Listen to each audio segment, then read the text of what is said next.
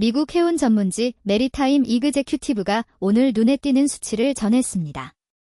한때 중국에 밀렸던 한국 조선업의 세계 시장 점유율이 최근 집계 기준 다시 약 25.9%까지 회복된 것으로 보도됐습니다. 무슨 일이 있었던 건지 진 보도를 근거로 차근차근 정리해드리겠습니다. 먼저 무슨 일이 있었는지부터 정리해드리겠습니다. 메리타임 이그제큐티브는 최근 한국 조선업이 세계 시장에서 잃었던 자리를 상당 부분 되찾고 있다고 보도했습니다.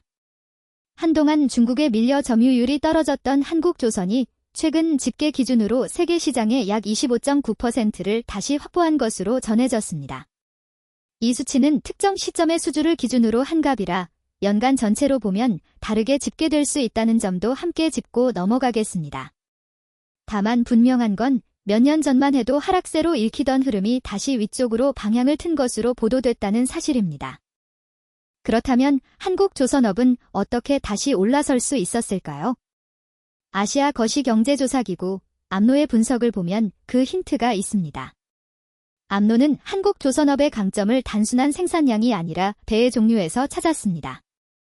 특히 액화천연가스를 실어 나르는 LNG 운반선과 초대형 컨테이너선처럼 기술 난도가 높고 부가가치가 큰 선종에 한국이 특화돼 있다고 분석한 것으로 전해집니다.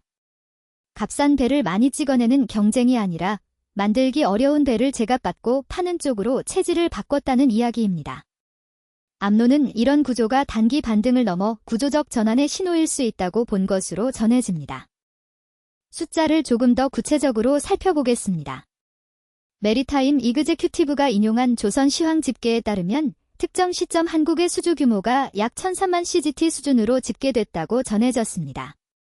CGT는 배의 크기와 건조 난도를 함께 반영한 단위인데 단순한 척수보다 실제 일감의 무게를 더 정확히 보여주는 지표로 알려져 있습니다.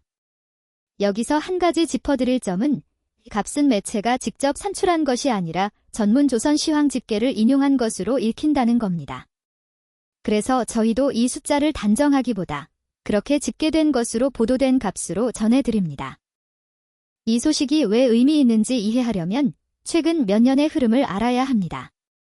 지난 몇 해 동안 세계 조선 수주에서 중국은 가격 경쟁력을 앞세워 물량을 빠르게 늘려왔습니다. 반면 한국은 수주 척수만 놓고 보면 중국에 뒤처지는 것처럼 보이는 시기가 이어졌습니다. 그런데 최근 들어 노후 선박 교체 수요와 환경 규제 강화가 맞물리면서 오염이 적은 LNG 추진선과 친환경 선박 발주가 늘어난 것으로 전해집니다.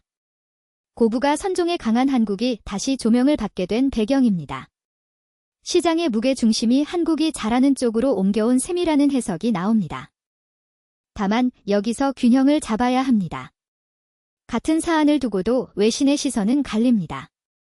메리타임 이그제큐티브가 점유율 회복이라는 반등 서사에 무게를 뒀다면 암로와 OECD 쪽 분석은 조금 더 신중한 편입니다. 이들은 한국 조선업이 겪고 있는 인력난과 고령화, 그리고 중국의 빠른 기술 추격을 구조적 리스크로 지적한 것으로 전해집니다. 특히 숙련 인력 부족은 수주를 따내더라도 제때 배를 만들어내지 못할 수 있다는 우려로 이어질 수 있다는 분석입니다. 정리하면 반등은 뚜렷하지만 그 반등이 얼마나 오래 갈지는 인력과 기술이라는 숙제에 달려 있다는 것이 신들의 공통된 시각으로 읽힙니다.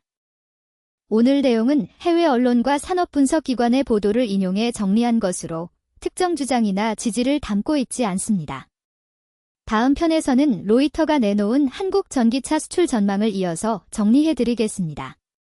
조선업이 되찾은 25.9%처럼 전기차 수출에서도 숫자가 방향을 바꾸고 있는지 로이터의 전망을 근거로 짚어드리겠습니다. 세계가 지금 한국을 어떻게 보는지 오늘도 숫자 하나로 확인하셨습니다. 세계가 지금 한국을 이렇게 본다. 호리병TV였습니다.